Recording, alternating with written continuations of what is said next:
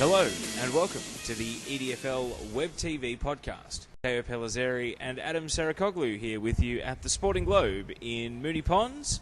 You've just come across from the video section of Web TV, and as promised, we're going to get stuck into all of the matches in the EDFL just played last weekend and coming up this weekend in depth. We start with Strathmore Community Bank Premier Division. Adam, pick a game. Where would you like to start with this week's wrap of Premier Division? Tell you what, the Moors knocked out Airport West, Teo, so let's start there. Lebanon Reserve on Saturday, 17-15, 117 Strathmore, Airport West, 10-14, 74.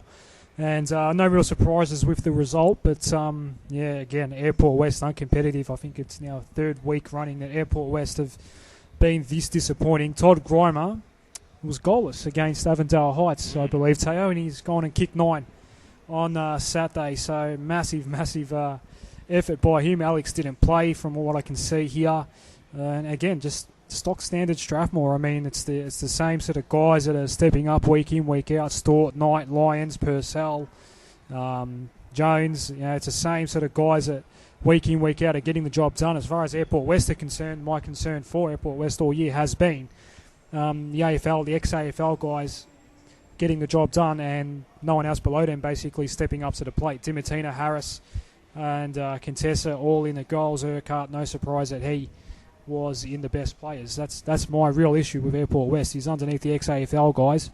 Who is it that they can rely upon? And the average age of players in their best this week, maybe it's telling that they're having a few issues with their under-18s at the moment, but they're all fairly older heads. Some players might be closer to retirement even.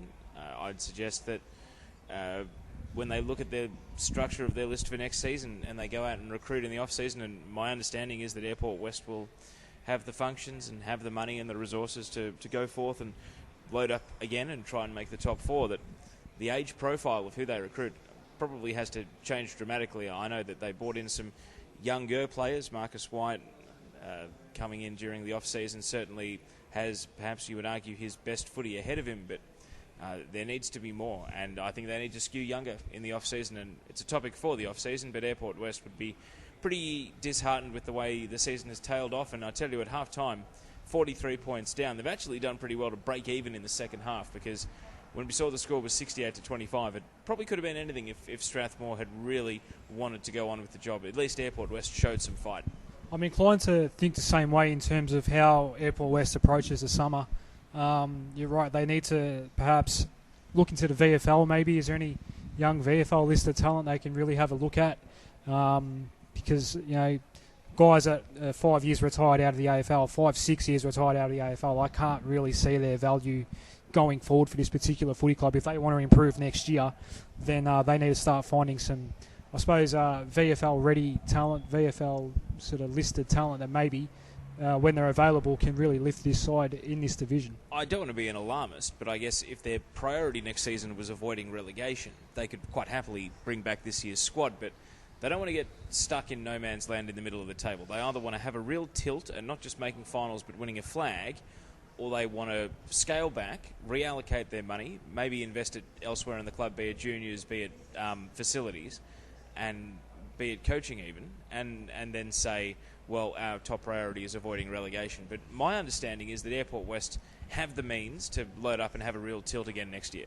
They were a surprise finalist. I know some people don't believe that, but in my opinion, they were a surprise finalist in 2013. Given that, what sort of assessment do you think they get when you grade their 2014 season? I was tempted to pick them for the premiership at the start of the season based on who they'd recruited and the fact they were in the preliminary final and went into that preliminary final in pretty good form last season. So I would say you'd give them a 3 or a 4 out of 10. Airport West listeners might vehemently disagree. They might see the injuries, they might see the lack of depth and think that that's perhaps I overrated them in pre-season and that's unfair, but as an outsider looking in, I actually think they have underperformed this season, yeah. 2 years ago, they were in Division 1, Teo. It's pretty hard to consolidate. With a team that would never have been relegated and probably could have pushed for the top 4 in Premier Division that season. They won the Division 1 flag, I reckon. So Hillside style then in Division 1 this year, I suppose. I'd give them a 5 or 6. They've now consolidated 2 years in a row. They've stayed up. And now they've got to start making that approach and show some of that 2013 form going into 2015, because you're right, they should be pushing for finals, but it's sort of a slow build for Airport West. You can't ask for too much so early. All the other matches had implications for the relegation battle, so let's start now with the one that was perhaps the least competitive as far as the final score. Northern Saints beaten by Aberfeldie. I did say 3 figures on the on-camera segment. Apologies, it was 96 points, so not quite 3 figures, but as bad as. May as well have been, yeah. Look at the goal kickers there. Some of the late season additions. Al Kefford back from the VFL, 6 goals. Tom Hislop, 6 goals. The Hislops played well. Mark Lynch, Mark Blake. Anthony Prestia in the best 2 weeks in a row after being dropped back to the 2s for the match that we saw out at Airport West at him. So good news for him, the cousin of Dion, of course, in the AFL. Let's, before we talk about the relegation situation for the Northern Saints, have a look at Aberfeldie. Last season, they were, you could argue, undone by making too many changes between the qualifying final and the grand final with the VFL guys who became available. Do they get lured in this season, or do the performances of, say, someone like an Al Kefford kicking 6 goals mean that if they are available, you pick them? Toy, Tipping Woody, these guys who have been irregulars in the Aberfeldie team during the year, or do you perhaps say, heading into a do-or-die elimination final against either Greenvale or Keilor, that they've got to stick with the known quantities of the team rather than bringing in guys who've only played a handful of games through the course of the season? Mal Michael's been on the record as saying that he would like to have, at least on paper, what he thinks is the best 22 going into the finals. It didn't work for them last year. I'm pretty sure last year they changed the side a fair bit, even during the finals. It did depend on VFL availability. I'm pretty sure. Did the Bombers play finals in VFL last year? They did. So they were out in time for the EDFL Grand Final. But still, that had an effect on Aberfeldie's consistency of how many of their 22 listed players each week. So, Al Kefford's been pretty good for Essendon this year in the VFL, but I'm pretty sure you want to be sticking with pretty much a consistent message and a side that pretty much looks the same all year. We know that the Aberfeldie that we've seen them play some good footy, we've seen them play some bad footy. If you look at sort of the 22 blokes that have played the most games this year, it should arrange itself into a lineup that should be good enough to win the premiership. We know that. So for mine, I don't want to be messing around with that side too much at all. Now the Northern Saints being beaten as heavily as they were, I suppose the major concern, not in as well as the margin, is that a number of their best players were in the best. So Fort and Nat Caruso were both there. Bilal Alouche, who's having a very good season. Also Mazen Abdul Wahed, who's had a really good year. And Stocko kicked the 2 goals but still found his name in the best as well. So it's not like their good players weren't their leading lights. It's just that they got thoroughly outplayed by a team that bats deeper and has a bit more talent.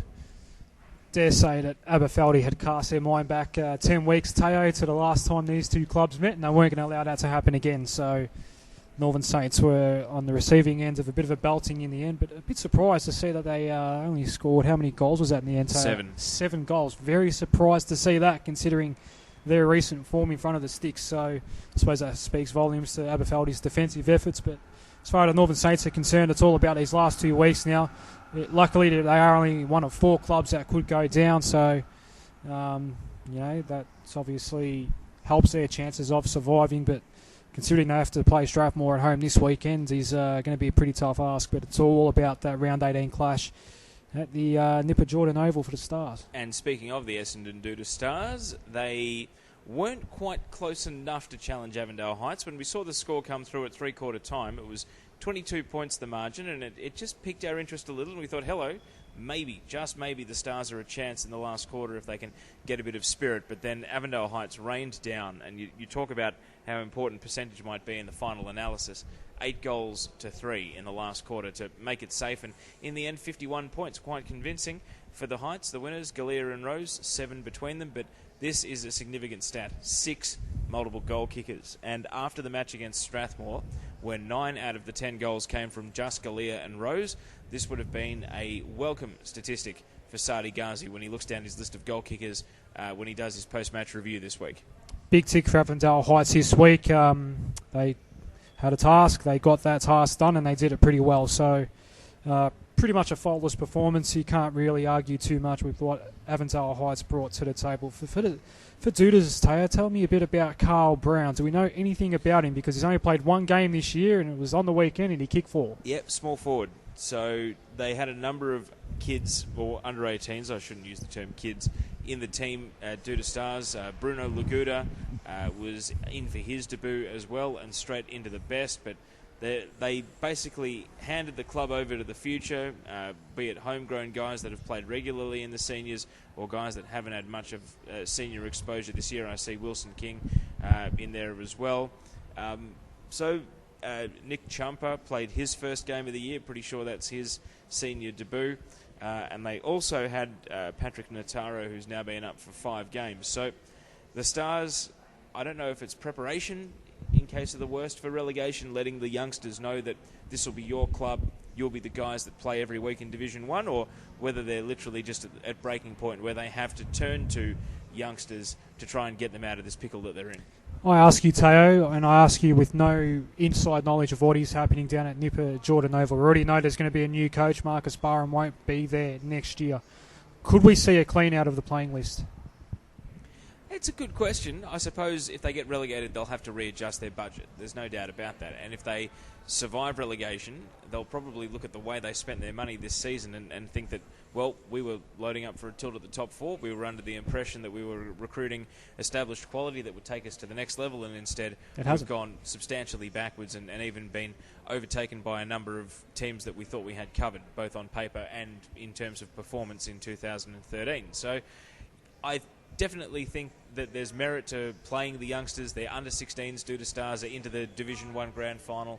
Again, they are a powerhouse at that level of the competition and have a great reputation for their under 16 program. So I think the time has come to perhaps hand over, build from within, look at what some of the other clubs, Hillside, who we just saw at the weekend with their homegrown youngsters core, which is also their best players, and should the worst happen to them and they end up in Division 1 next season, they could do a lot worse than, rather than load up, spend money and try to win the flag and go straight back up, perhaps look within the club, look at the homegrowns and hand it over to them for a season.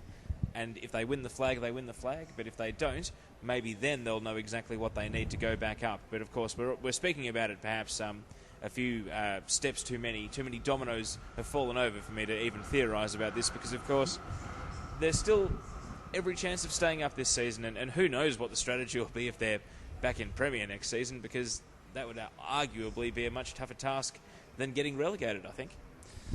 Yeah, I'm a big fan of the notion that it's not necessarily a bad thing to go down from Premier to Division 1. Division 1's still a very competitive competition and a very exciting competition. So the club that comes down from Premier every year, we saw that with Oak Park this year. Oak Park was a basket case last year in Premier, and they've come down to Div 1, and even though they won't play finals, they've certainly helped shape both the top 4 and the relegation battle. So it ain't such a bad thing, and there's certainly plenty of excitement in Division 1. So you're right, though, 2 weeks to go. 2 weeks is a very, very long time in EDFL footy, Teo. Now let's look at Keilor versus Maribyrnong Park, because this match teased us throughout the day with Marby at arm's length and then closing in the final quarter but not being able to get over the line.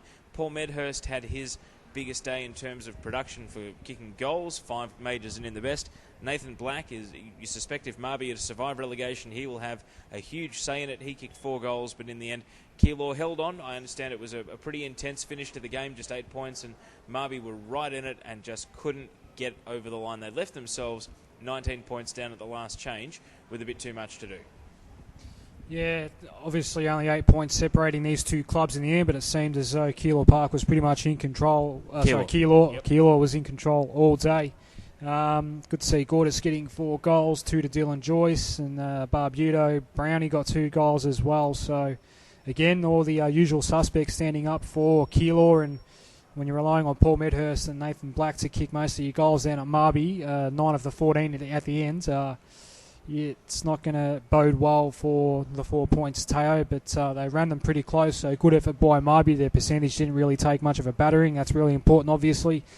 But, not too much to talk about after this one, Teo. Keilor did what they had to do. Maribyrnong Park played pretty well. 2 clubs that probably walked away thinking that it was pretty much an okay day. Maribyrnong Park obviously would have preferred to win, but to only go down by 8 against a finals-bound club is not a bad result for Marby this year. And the other result in Premier Division was Pascoe Vale being beaten again at arm's length by Greenvale. This one was 18 points at three-quarter time, and again, perhaps thinking Pascoe Vale might be some sort of chance of getting that all-important win, but you look at the best for Greenvale, and it's sort of a who's who of the guys that have got it done in previous premiership campaigns and grand finals of recent seasons. Clifton, Burns, Curette, Brewer, Naina, Spinella, all of whom have stood up under big moments. And we said on camera, Adam, that Greenvale is the team that none of the other premier sides want to see in the top 4 at the end of the campaign, but they moved a step closer by getting the job done here. Pretty tough to beat the Jets when those 6 feature in their best players, but even the goal kickers, Taylor, the names that weren't mentioned there: James Rowan, Dean Smith, Cam White, Simon Potter, David Sardo, Jared Thompson, Matt Huckstep and Chris Farcioni. That is a very formidable list of goal kickers for Greenvale, and having said that, I'm probably actually surprised that Pascoe Vale got within 7 kicks in the end. I mean, that is a who's who, you're right, Tayo, of the top echelon of recent Greenvale champions. So, Pascoe Vale, let's talk about the context of this result by looking ahead to the weekend, because they head to Canning Reserve to take on Avondale Heights, which is a very tough proposition. When you're so close, you just need one more win to make yourself safe, and Pascoe Vale, well, they start as a fairly stern underdog in this one, and again, we spoke about their percentage. Their percentage is 68. Essendon Doutta Stars is 73.9. So Pascoe Vale, if they can get a narrow loss here, their percentage will actually improve, but there's every chance that if Avondale Heights get going, we could be looking at 66, 65% for Pascoe Vale, and in a position where they won't be able to catch Douttas should they finish level on win-loss. Like I said, I'm not sold on the fact that Pascoe Vale are safe yet, Teo. Avondale Heights and Airport West is a pretty tough run home. I know Airport West have been floundering, but you never know, that final round. Airport West on paper should still be better than Paco, so it's really crucial for the Panthers to really end this season well. Massive game for them on the weekend at Avondale Heights, and particularly they want to make sure they try and keep it close. Northern Saints taking on Strathmore. Last time they played at Lebanon Reserve, it went right down to the dying stages of the final quarter, and Strathmore just had the composure under pressure to kick the goals and finish the match and win narrowly. This time around, Northern Saints come in demoralised after being well beaten by Aberfeldie. They're back at Charles Mutton, and they are in desperate need of both a win, but also in the event of a defeat, that it doesn't become another blowout. Of course, Strathmore is probably the team that, playing at Northern Saints' style of footy, can beat them, and that is a worry. Yeah, this is going to be a pretty exciting game, this one, Teo, and wouldn't mind if the broadcast game hadn't have been up at Section Road, then I wouldn't have minded coming to this one, Teo, but that's okay. Essendon, not Essendon Doutta Stars, obviously.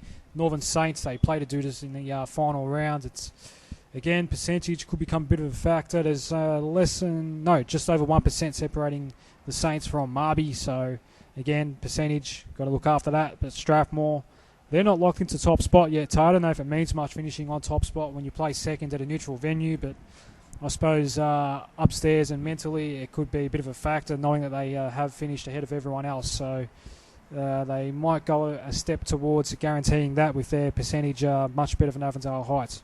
Maribyrnong Park head to Clifton Park, only a short trip up the boulevard, but it really does loom as a very difficult contest, especially given that Aberfeldie are now in very good form and won't want to have a form slump heading into the finals. Last time it was 58 points and a really comfortable Aberfeldie win. Maribyrnong Park, as we know, starting as a fairly large underdog here, so what can they manufacture as they try to find again the win that'll keep them up? And also, with their percentage 80.58, Northern Saints 79.56, every goal could be crucial. If the game is out of reach in the last quarter, it could be a junk time goal that's the difference between 8th and 9th on the ladder, and of course it means you've got to be concentrating right to the finish line regardless of whether the result is gone or not. And so we move on to Airport West taking on the Essendon Doutta Stars at Hanson Reserve. This match is one of the ones that we look at and perhaps try to talk up an upset here in Doutta Stars' favour. Of course, we've just spoken at about the number of young players in their team and the stark contrast with Airport West and the seniority of their group, motivation is a big factor here. Airport West with little to play for, Essendon Doutta Stars looking to survive, but perhaps the prospect of being, the spoiler or having a key role in the relegation battle might be motivation enough for Airport West to go out and still try and win this game and leave Essendon Doutta Stars in the hot seat going into the final round. I want to say that Essendon Doutta Stars is my upset tip of the week, Teo, but is it really an upset if they do get up? I mean, a month ago probably, but right now Airport West are, let's face it, they're shocking at the moment, Airport West. On paper, I think it definitely is an upset. I think that Airport West's talent level stacks up more than favourably against Essendon Doutta Stars, and I absolutely would classify it as an upset. I think I can't fall into the trap here of overrating how much that motivation might count for when they go and take on an Airport West team that has nothing to play for. But of course, you're a footballer, you're paid, some of them are well paid, and you have a level of performance that you want to go out and do, and never mind the fact that some of those Airport West players might want to see Essendon Doutta Stars relegated, and that might be their motivation to go out and play. In terms of the quality on paper in these two sides, I know where you're coming from, but I don't necessarily agree. I mean, you probably rate Airport West a whole lot more highly than I do, Teo, and for mine it's a much more even matchup, but with it all on the line, that's why Essendon Doutta Stars are a really good chance of winning this game, so I'm going to stick with them, and I just don't trust Airport West at all at the moment, and now that there's nothing to play for, well, don't know what they're going to bring to the table on Saturday, but Douttas will be breathing fire. You're listening to the EDFL Web TV podcast segment. We're at the Sporting Globe in Moonee Ponds, 690 Mount Alexander Road. A very noisy, busy Sporting Globe today, Adam. People we know walking in. Lots of patrons enjoying a late lunch and getting maybe an early afternoon drink on a Wednesday afternoon. So very busy here at the Sporting Globe, and we hope you're enjoying our in-depth discussion here of the Essendon District Football League. And the next division we go to is Essendon Ford Division 1. We spoke about this extensively in the on-camera segment because of the ramifications of the results at the weekend. And if I may just go down the stat nerd path, Adam, the ladder at the moment has Craigieburn on 20 premiership points, 66.99%, Hadfield on 65.01%. So 1.98% the difference between the two teams. It's pretty tight down at the bottom. Yeah, she's pretty tight, Teo, and it's a massive weekend coming up, obviously, for these two particular clubs. Just 1 week still to go. And, you couldn't have asked for a more exciting finish, but wouldn't want to be Craigieburn or Hadfield this weekend. A supporter of, player of, member of any of those clubs. Let's look at that Craigieburn loss to Oak Park. It seemed like they were within striking distance, but just couldn't hit the front all day. They were 5 down at quarter time, 13 at half time, 8 at the last change, and 14 in the finish. And I think that's a credit to Oak Park. When they've kicked straight, they've won games. And again, 17-8 at the weekend. So this is a team that on their day has top 4 quality, arguably premiership quality in their team. They just haven't been able to produce their best for long enough during matches. And you see at the weekend, Aidan Harris, who we know is a good player, he kicked 4 goals. And they had 3 other multiple goal kickers. Roland Hall, a former Craigieburn player, was in the best. So a good afternoon and a good head out for Oak Park, mathematically secure in Essendon Ford Division 1 next season. And Craigieburn, well, they still have it all to do in the final round. Yep, congratulations to Oak Park, but Craigieburn, again, just close but no cigar. It's been the story of their season, and as a result, they're fighting for their lives this weekend. But well done to Oak Park. Congratulations on staying up. A lot of people did have them suffering the double drop pre-season with their tips, but certainly a good effort to stay up this year, and they've been pretty good, Oak Park, so plenty to build on for 2015. Now we move on to our next match in Essendon Ford at Division 1, and this one is perhaps the biggest talking point of the week in a sense. We didn't go with it off the top because we don't want to pile on the misery here, but Westmeadows were scoreless at three-quarter time against Tullamarine, 12-13-85 to nothing. And the final score was 125 points to 16. And this is on the afternoon that Westmeadows were locked into the top 4. And did I not sit here last week, Adam Sarakoglu, and suggest that perhaps Westmeadows weren't 100% safe at quarter time when Tullamarine were up 27-0 and Glenroy had got the jump on West Coburg? I thought, here we go. And then at half-time and three-quarter time, West Coburg powered away, and any hope of Glenroy making the finals was over. But they got the result they needed off Tullamarine. It's just they couldn't capitalise themselves. What a horror. I read an article in Leader where Ash Manning spoke about the defensive application and how well they played into the wind in the second quarter to kick 2 goals, 3 to no score. But what on earth is going on at Westie? I think that after the emotional high of the 400th game for Andrew McLean, they've just fallen in a heap. I don't know what's going on. It's pretty inexplicable, isn't it, Teo? Zip, and zip in the first 3 changes, and they still lost the last quarter as well, 2-4-16. Not even a point by accident with a long bomb inside 50 that just skims off hands and runs through. It is... I mean, I've seen teams at top-level footy. I've seen a Goulburn Valley Football League team score 1 behind for an entire day, and that was a rush behind. But at this level of football, Essendon for Division 1, it is amazing to think that a team can go scoreless for 3 quarters. Last week we were asking when's Tullamarine going to sort of turn their form around and in the lead up to finals actually start hitting their straps, and it appears to have happened this weekend.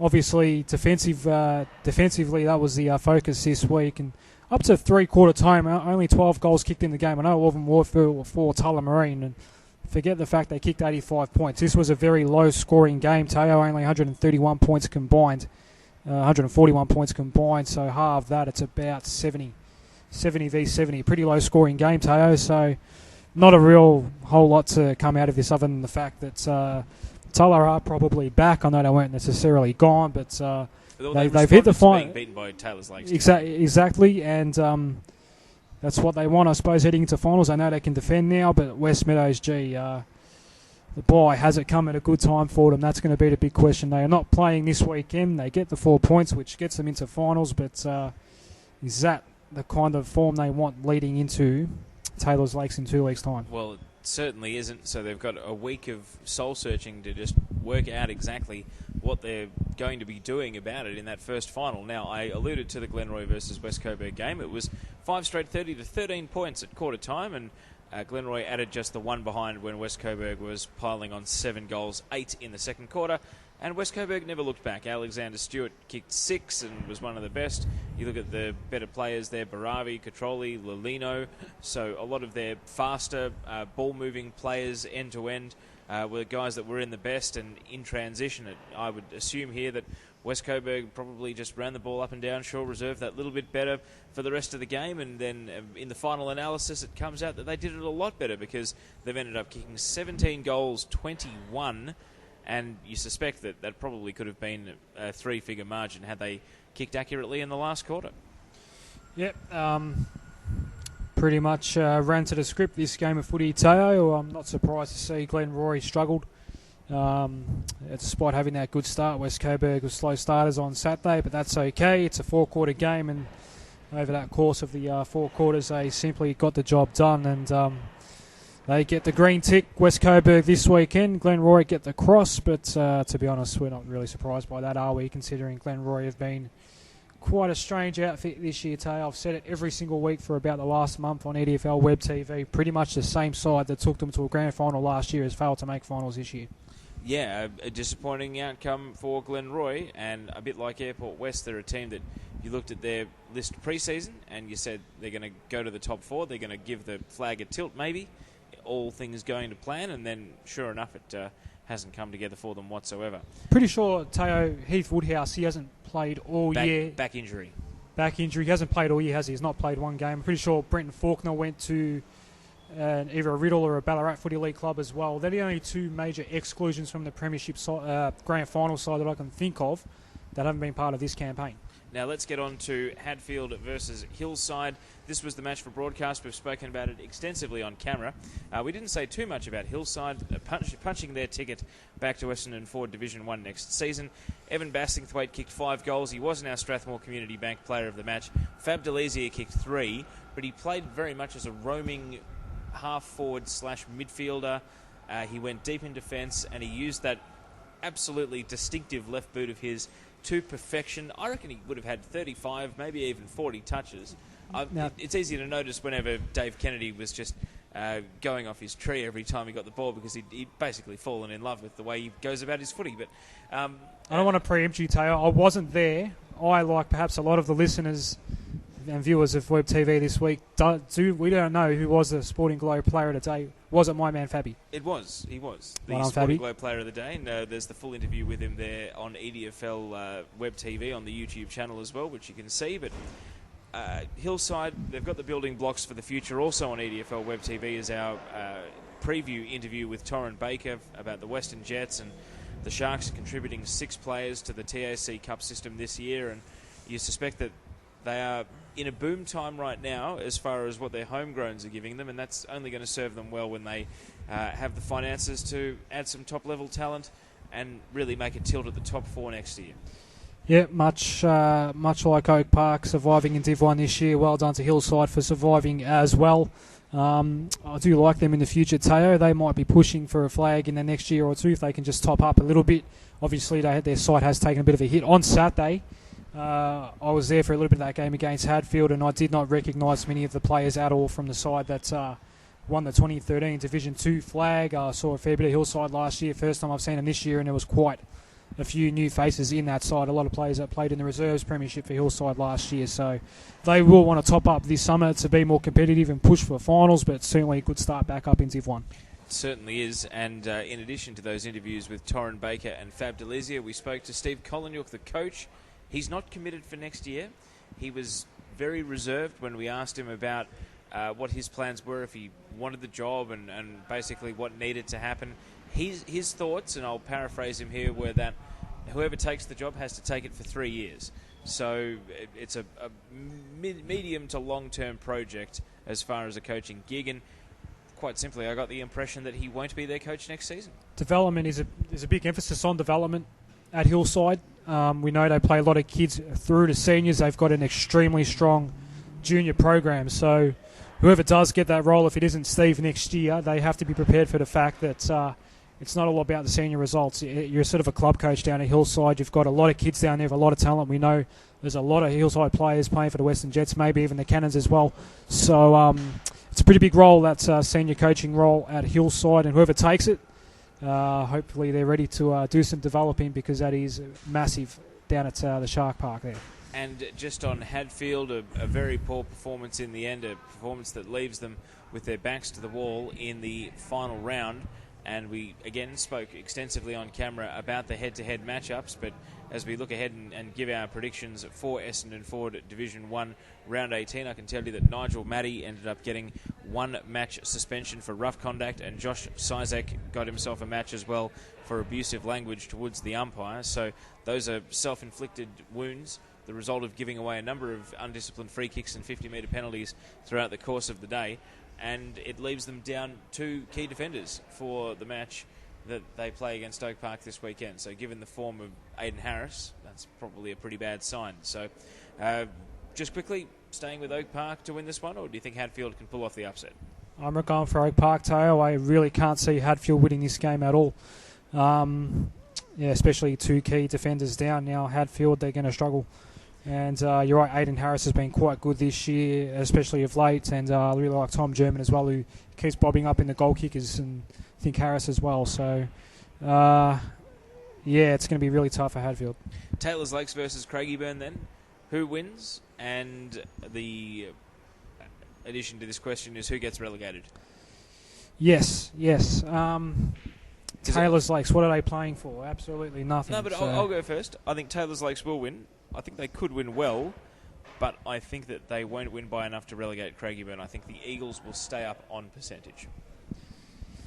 Yeah, basically the biggest loser, Tayo, is the one that goes down this weekend, and can't see Craigieburn beating Taylor's Lakes. I don't know if Taylor's Lakes is going to kick a big score, Tayo. It's really tough to pick. So obviously my tip will be Taylor's Lakes. My tip for the relegation, maybe Hadfield, but I really don't know. It's 50-50. No, I think Craigieburn stays up for me, and I think Hadfield does go down. But, well, we know that they've beaten Oak Park once already this year. The 2 games without quite as much on the line, Hillside versus West Coburg. Any chance Hillside can wave goodbye to the season with a win, or do West Coburg perhaps kick it up a notch in preparation for the first final? Judging on what West Coburg did last week against, just refresh my memory there, Teo, who did Glenroy last week. They'll continue on their merry way and head into the finals in winning form. So West Coburg wins that one. And Tullamarine to beat Glenroy at Sewell Reserve for me, and Glenroy can just put 2014 in the books and never speak of it again.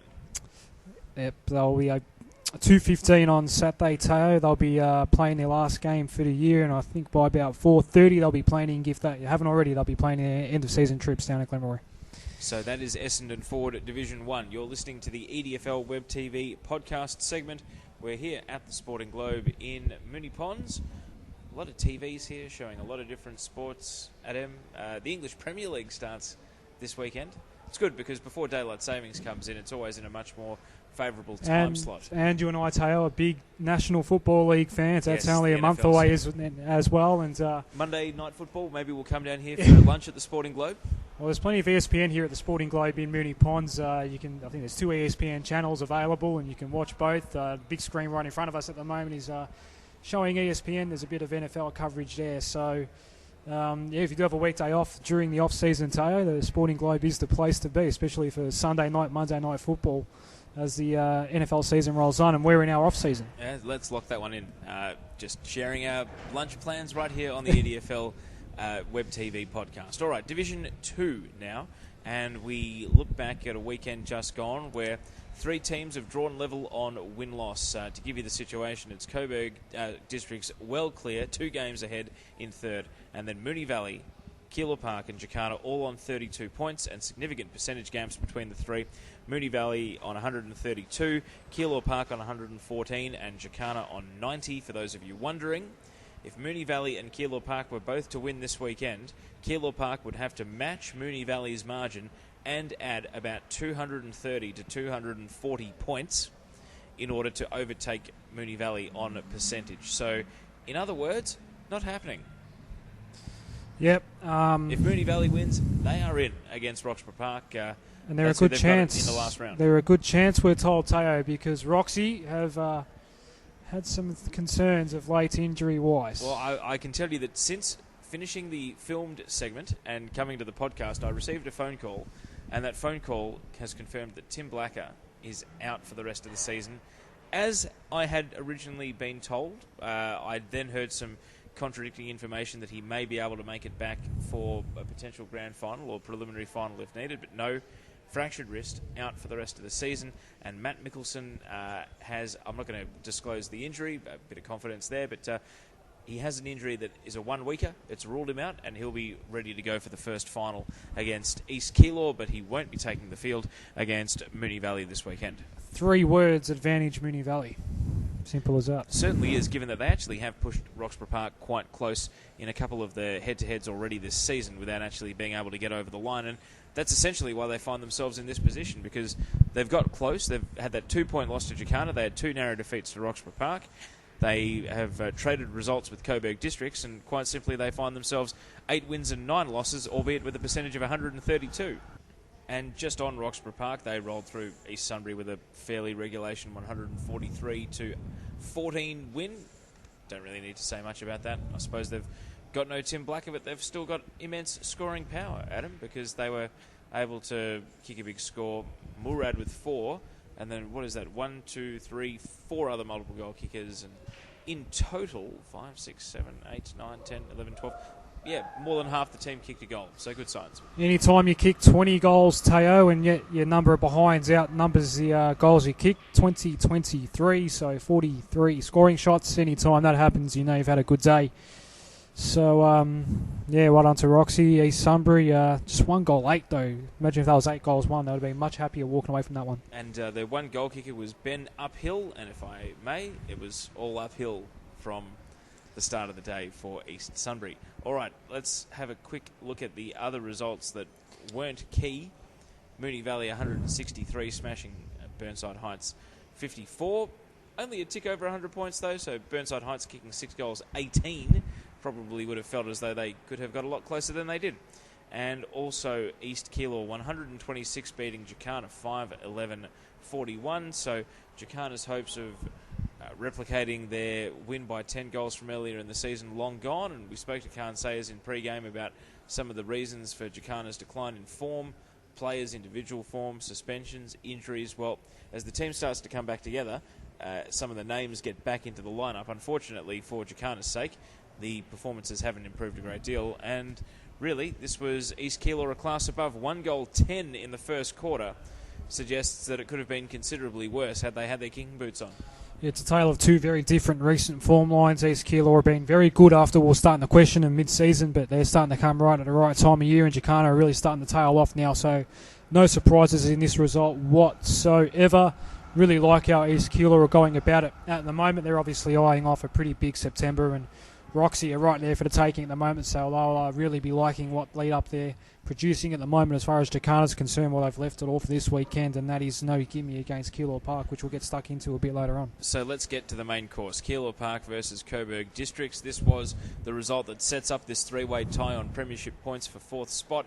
12-11-83 to 8-14-62. That's very misleading because at three-quarter time it was 69-26 and they were 43 points clear, heading for a very good win. Heath Abella kicked 4 goals. Brandhan Selmy was in the best yet again.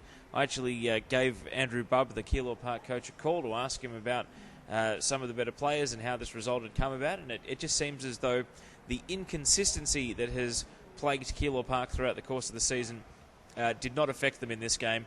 And in spite of Coburg Districts doing some cosmetic repair to the final margin, they played a 4-quarter game. So good signs for Keilor Park that they are actually able to put together their best footy for an extended period of time. Yeah, and their most important game of the year as well. So well on to the Devils down there. And the other issue as well, Tay, as well as not playing a 4-quarter game, is actually rocking up to play in the right mindset. We saw them against Jacana about 7 weeks ago now, and that was the issue after the game, that basically they weren't in the right headspace and perhaps weren't taking the Jags seriously enough and ended up getting done. So they certainly turned up for this one. They went in as the underdogs and they ended up getting a win, a really important one for Keilor Park. I had my doubts about whether they could do it, and they proved me wrong. So well done to Keilor Park. It all comes down to this week now. I have a little bit of inside information that apparently both of us saying Keilor Park couldn't get it done was used as a bit of motivation. It used to be, back in the old days, you'd cut out the newspaper headline and pin that to the wall in the dressing room. But of course, in this... So they had the projector up on the wall, Teo, of EDFL Web TV last week. In the digital age, it's done differently. So, happy to be of service. I hope the check's in the mail. It's certainly unintentional to wind them up, but hey, by any means necessary when you need the 4 points. I don't want to be accused of being all that biased, Teo, but I've been told a couple of times by a couple of different people that's been edging Keilor Park on this year. But hey, fight an influence, and I'll take credit. It's been your team in that you were pumping them up at the start of the year, and then you very publicly jumped off their bandwagon, and now all of a sudden the bandwagon has just started rolling again, and you're chasing after it, trying to jump back on. See, to be fair enough, if I had have tipped them for the flag, but I never did that. So I just thought they'd be competitive and be a factor in finals. They could still well be, we know that, but pretty sure, even though they've knocked off Coburg Districts here, that there's still only 2 clubs that can win the flag this year, and it's going to be pretty tough for the other 2, if it is indeed these 2, Keilor Park and Coburg Districts. Now, we've nearly been speaking for 45 minutes, so let's wrap up this podcast with the tips for Division 2. Coburg Districts versus Burnside Heights. Margin 100 plus? Yes, that's all I'll say. I'm going to go 80-ish. East Keilor versus East Sunbury. I think this will be 140 points. I hope it's less for East Sunbury's sake, but I think East Keilor, last hit out before finals, they will want to just play footy and produce a 6-7, maybe even an 8 out of 10 performance here, just to know that they're ready for Roxburgh Park. So unfortunately for East Sunbury, I think that will relate to a fairly lopsided defeat. Foot off the pedal, could be a number of players having a week off, so I reckon this one will be under 100. Moonee Valley versus Roxburgh Park. I think that Moonee Valley will do it. I think they'll win. I think they'll make the finals. Yeah. I don't know, Teo. Roxy have been just so good this year, but now Now it's crunch time for them. I know nothing. Can I just say they gain nothing out of winning or losing this weekend, though. The reason I'm not winning the tips in the record by an absolute street is because I've tipped against Roxburgh Park so many. I think this is the fourth or fifth time I've tipped against them, and obviously they've only lost the one game for the entire year. So they continue to prove me wrong, Roxburgh Park. I know Moonee Valley have plenty going for them going into this game, but for some reason, something's just telling me that Roxy still get it done. And sorry, Valley fans out there. And so that would leave Jacana versus Keilor Park as a dead rubber, but who's going to win? And, of course, should Moonee Valley lose to Roxburgh Park, it becomes essentially an elimination final come 1 week early. I think Keilor Park will win. I think they'll win well, but I don't think they'll win by the margin of 200 and whatever they need to win by to catch Moonee Valley's percentage should the Valley get up. So I think this will be something in the region of 6 to 7 goals. It didn't exactly get slapped around last time these two clubs met at Keilor Park, the Devils. So, and like I said, they didn't really rock up that day in the right headspace. So this time around, they're going to know that they can't underestimate Jacana, and based on form, they get that win fairly comfortably. That could be pushing 50 in the end. Adam Sarakoglu, thank you very much for joining me here at the Sporting Globe. Time to turn off the microphone and perhaps enjoy a drink before we depart from 690 Man Alexander Road. Yeah, it's been a long season, Taylor. It's been a long day. We've both been working pretty hard at it. Had a late night last night as well, so we ploughed through today, but certainly had some fun and very much looking forward to this weekend because it is crunch time. Finals have come early. Thank you for joining us on the EDFL YouTube channel. Have a browse around, check out all the videos from during the course of the season, and we will be back with you on EDFL Web TV next week from the Sporting Globe in Moonee Ponds. Support our sponsor, and we will see you next time.